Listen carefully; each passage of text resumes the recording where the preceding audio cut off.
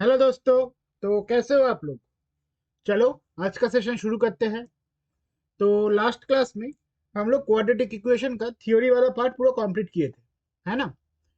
तो हम लोग लास्ट क्लास में कुछ प्रीवियस ईयर क्वेश्चन डिस्कस करने की कोशिश कर रहे थे, पर सिस्टम के ग्लिच के चलते वो हम लोग कर नहीं पाए। तो चलो, आज हम लोग ये प्रीवियस ईयर क्वेश्चन को लेकर थोड़ा डिस्कस करते हैं, देखते हैं किस टाइप का क्वेश्चन रिसेंटली ये चैप्टर से में से आ रहा है ना? तो चलो शुरू करते हैं।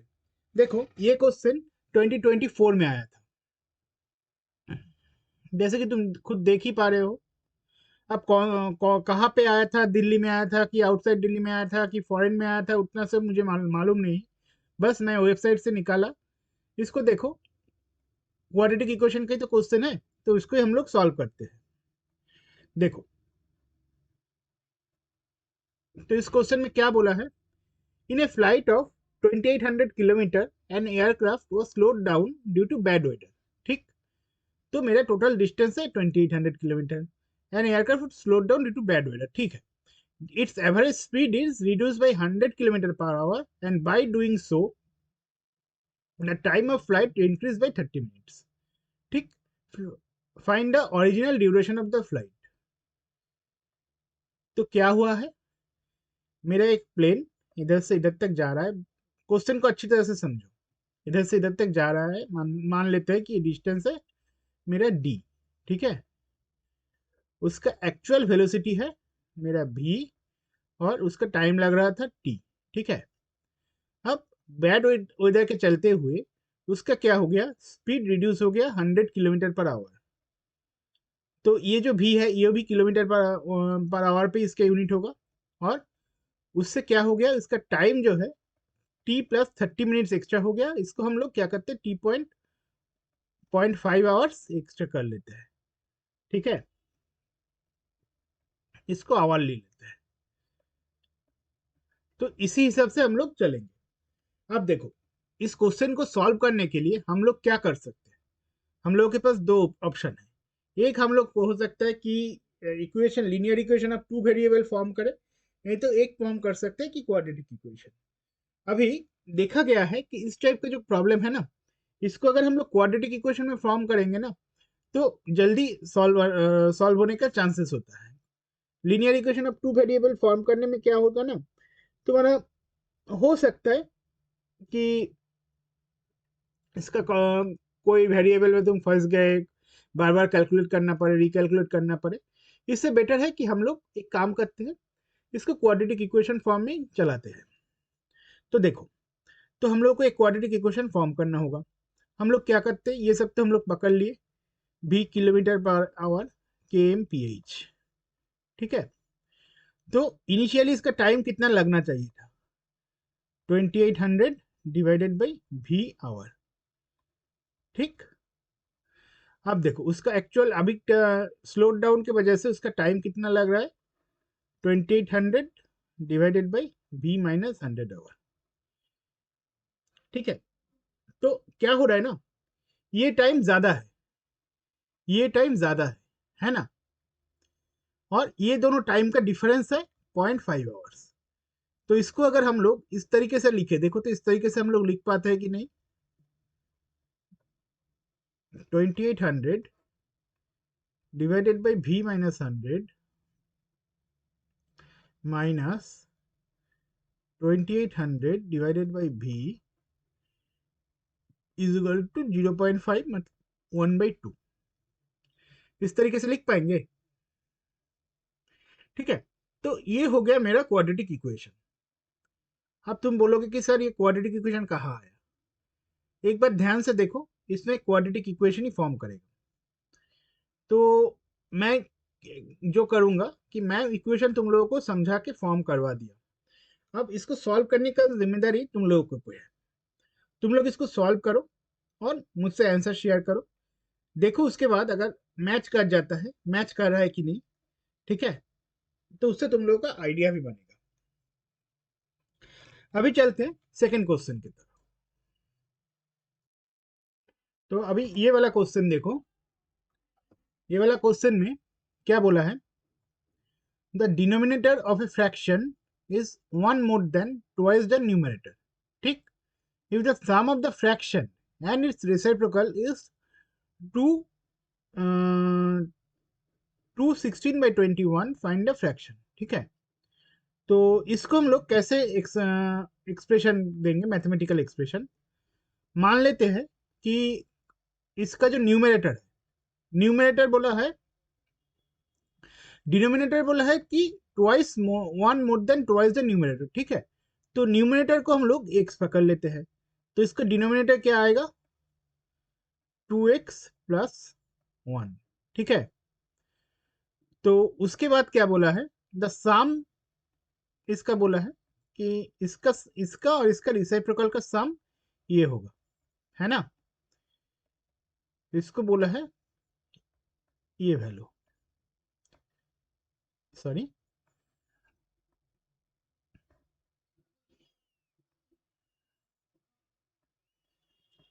ठीक है। तो फाइंड द फ्रैक्शन, तो हम लोग को फ्रैक्शन कौन सा निकालना है, ये वाला। तो इसको भी तुम लोग ही सॉल्व करोगे।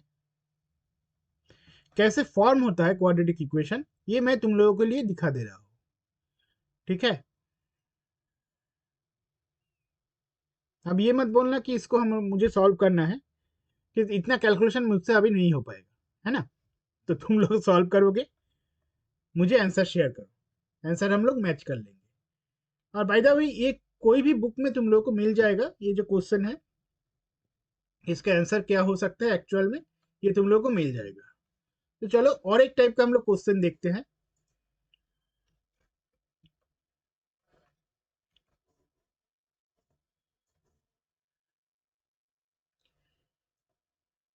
देखो ये तो बहुत आसान क्वेश्चन है।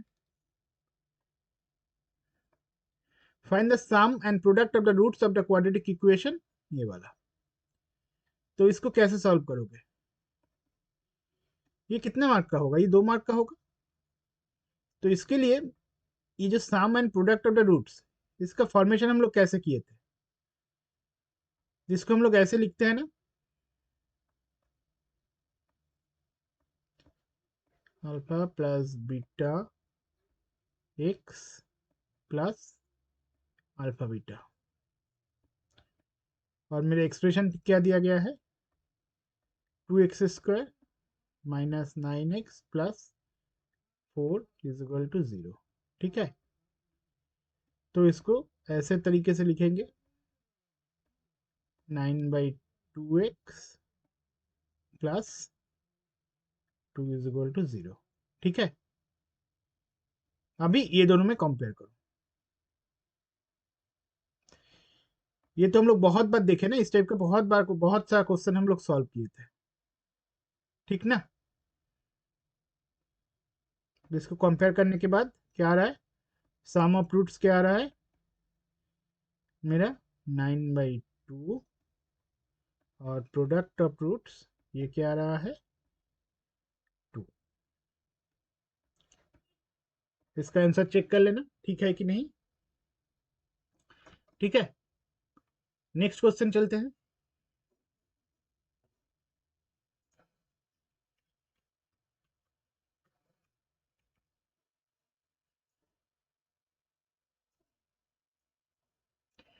देखो ये भी एक कॉमन टाइप का क्वेश्चन है, हम लोग बहुत बार प्रैक्टिस किए थे इस टाइप का क्वेश्चन को।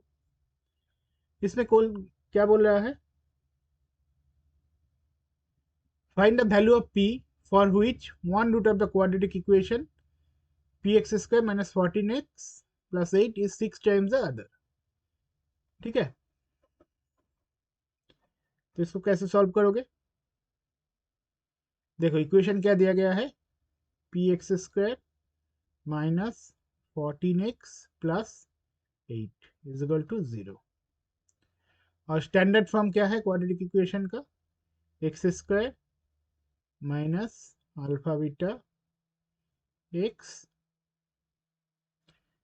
Plus alpha beta is equal to 0।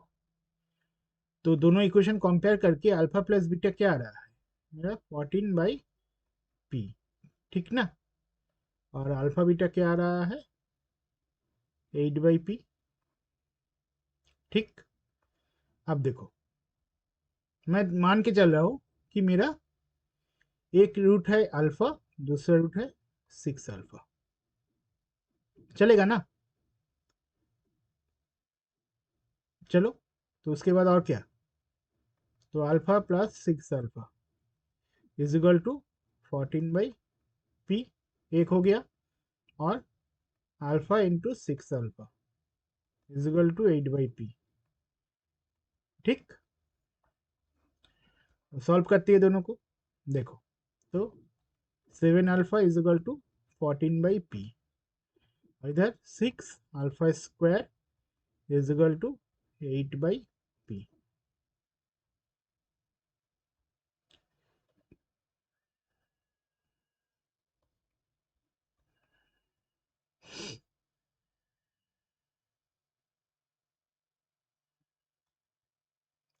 Alpha is equal to 2/p, ठीक है, और alpha square is equal to 4/3p।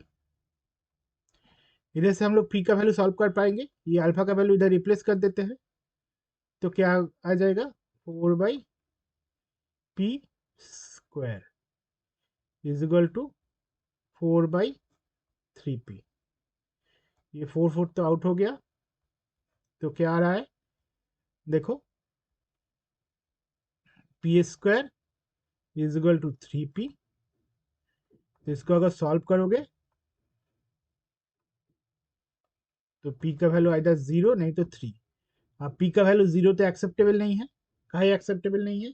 अगर p का वैल्यू देखो, ये अगर 0 हो जाए तो क्या हो गया? ये तो क्वाड्रेटिक इक्वेशन था, रहेगा ही नहीं, है ना? ये तो आउट हो गया क्वाड्रेटिक इक्वेशन से, ये वाला। तो p का वैल्यू होगा 3, आंसर होगा 3। आंसर मैच कर लेना एक बार, ठीक है? आया समझ में? कोई डाउट नहीं है तो नेक्स्ट क्वेश्चन देखे। चलो, नेक्स्ट क्वेश्चन देखते हैं।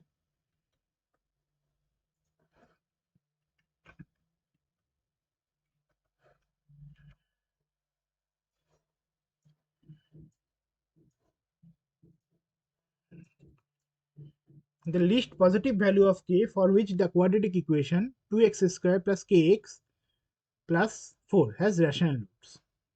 ये देखो, ये क्वेश्चन जो है, ये हम लोग कुछ दिन पहले ये सिद्धार्थ के रूल में सीखे थे। तो सिद्धार्थ का रूल में क्या बोल रहा था? इक्वेशन का फॉर्म अगर a x square plus b x plus c is equal to 0 हो जाए, तो x का वैल्यू क्या होगा? Minus b plus minus root over b square minus 4ac divided by 2a होगा, ठीक है?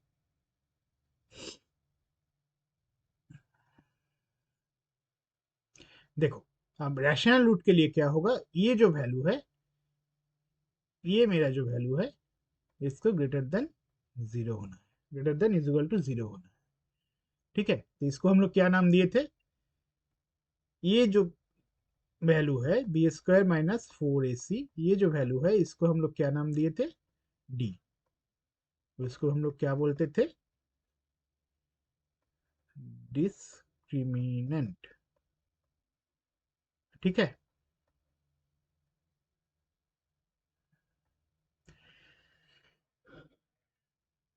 तो ये जो इक्वेशन है मेरा, इससे डिस्क्रिमिनेंट का, ये इक्वेशन से डिस्क्रिमिनेंट का वैल्यू क्या आ जाएगा? देखो, मेरा इक्वेशन क्या दिया गया है? 2x square plus k x plus 4 is equal to 0, ठीक है? तो a is equal to 2, b is equal to k, c is equal to 4, ठीक है?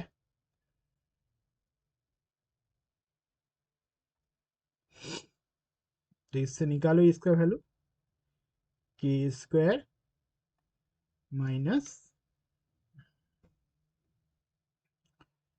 4 इंटू 2 इंटू 4, ये वैल्यू होगा ग्रेटर देन इजिकल टू 0। ठीक है, तो k square should be greater than equal to 32, है ना।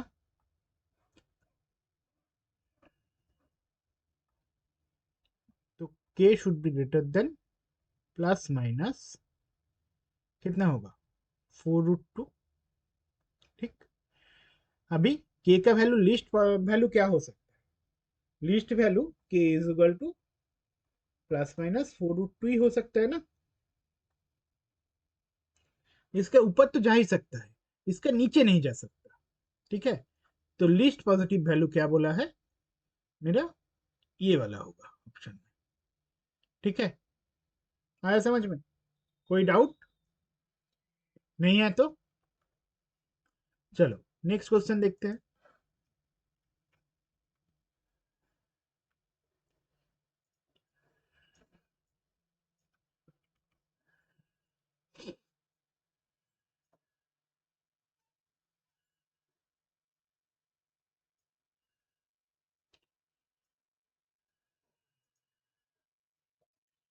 ये क्वेश्चन देखो,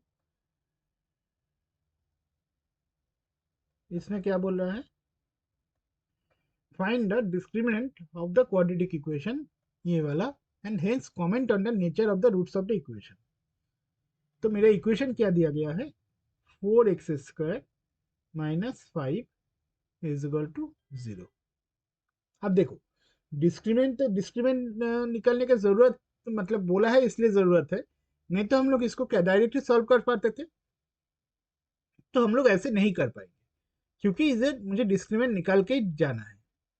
तो क्या है देखो, x² plus bx plus c is equal to 0। इससे कंपेयर करके क्या आ रहा है देखो, a is equal to 4, b is equal to 0, c is equal to -5। तो डिस्क्रिमिनेंट का वैल्यू क्या होगा, √b² माइनस 4ac।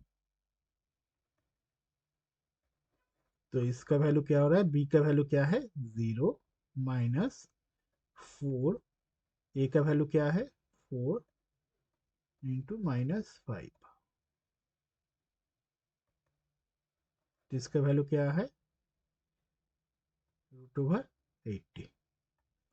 अब देखो इसका मतलब क्या हुआ, डिस्क्रिमिनेंट का वैल्यू जो √d का वैल्यू है, सॉरी, इसको एक काम करो, डिस्क्रिमिनेंट का नेचर बोला है ना, तो d का वैल्यू डायरेक्ट निकालो, ये √ओवर हटा दो, ये सही नहीं है।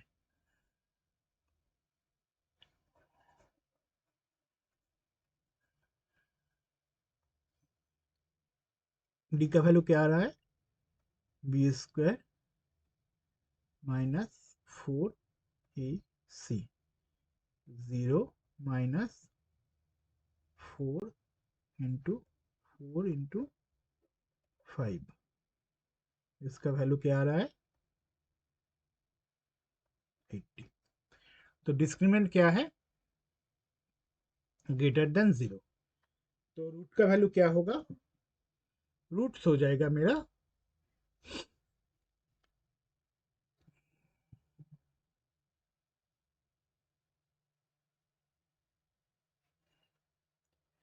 Real and distinct. ठीक है, ये हो जाएगा मेरा रूट्स का वैल्यू।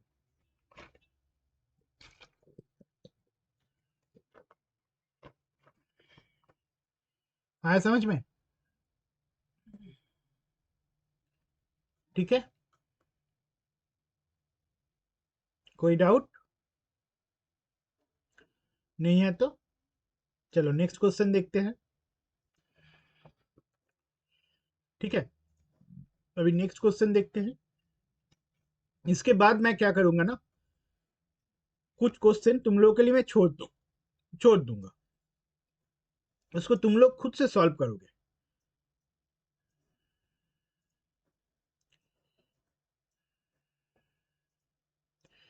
देखो ये एक क्वेश्चन है इस टाइप का। अभी क्वेश्चन का पैटर्न समझ रहे हो ना? सारा क्वेश्चन इसी टाइप का आता है। मतलब बहुत डिफिकल्ट नहीं, तुम्हें थोड़ा तो सोचना पड़ेगा। अब देखो भाई, क्लास 10 में आ गए हो तो थोड़ा सोचना तो पड़ेगा। ऐसे तो सब कुछ आसान नहीं होता ना। तुम्हें normal algebraic sum, arithmetic algebraic sum तो नहीं करने देगा ना, सम और प्रोडक्ट और सब्ट्रैक्शन ये तो नहीं करने देगा ना। ठीक है, तो देखो ये क्वेश्चन देखो क्या बोल रहा है। P x into x minus 2 plus 6 is equal to 0। ठीक है, अब बोला है टू इक्वल रियल रूट्स है। तो टू इक्वल रियल रूट्स के लिए मेरा कंडीशन क्या था? डिस्क्रिमिनेंट का वैल्यू 0 होना है। ठीक है, तो इसका क्या करना पड़ेगा? हम लोगों को पहले डिस्क्रिमिनेंट निकालना पड़ेगा। तो p x square minus 2px plus 6 is equal to 0। ये तो मेरा एक्चुअल इक्वेशन हो गया।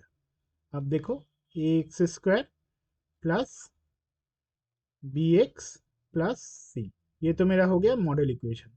दोनों को कंपेयर करो। ए का वैल्यू हो गया पी, बी का वैल्यू हो गया -2p, सी का वैल्यू हो गया 6। ठीक है, तो डी का वैल्यू क्या है?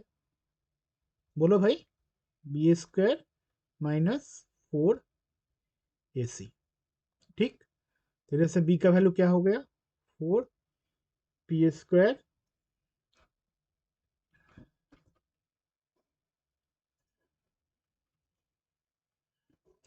तो देखो 4p square minus 4p into 6। ठीक है, तो 4p square minus 4 p into 6 is equal to 0। ये होगा ना? तो इसको सॉल्व करो।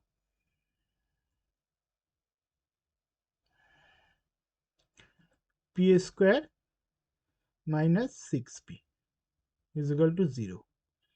तो p का वैल्यू क्या आ सकता है? 0 नहीं तो 6। ठीक है, अब देखो p का वैल्यू 0 नहीं तो 6 आ सकता है। अब p का वैल्यू 0 हो सकता है बोलो तो? p का वैल्यू अगर 0 हो जाएगा तो पिछले क्वेश्चन की तरह ये भी क्वाड्रेटिक इक्वेशन नहीं रहेगा, ये वैल्यू, है ना? तो p का वैल्यू क्या हो जाएगा भाई? p का वैल्यू हो जाएगा मेरा 6। आया समझ में बच्चों? तो देखो बच्चों, इस टाइप का प्रॉब्लम हम लोग का एग्जाम में आते रहता है। तो अभी एक काम करो, मैं और कुछ क्वेश्चन तुम लोगों के लिए इधर पेस्ट कर दे रहा हूँ। इसको तुम लोग देखो, देख के सॉल्व करने की कोशिश करो। कुछ भी दिक्कत होगा तो मुझसे बात करना। ठीक है, देखो मैं इसको सारे क्वेश्चन को एक जगह कर देता हूँ।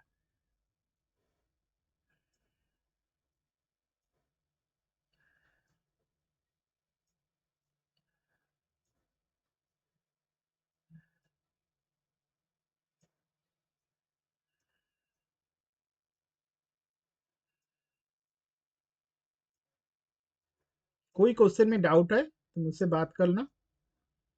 ठीक है,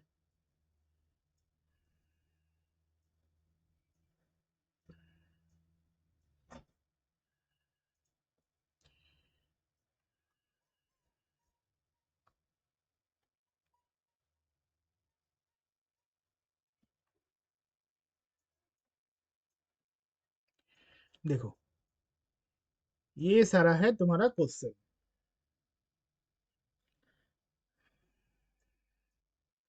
इसको एक एक करके सॉल्व करो।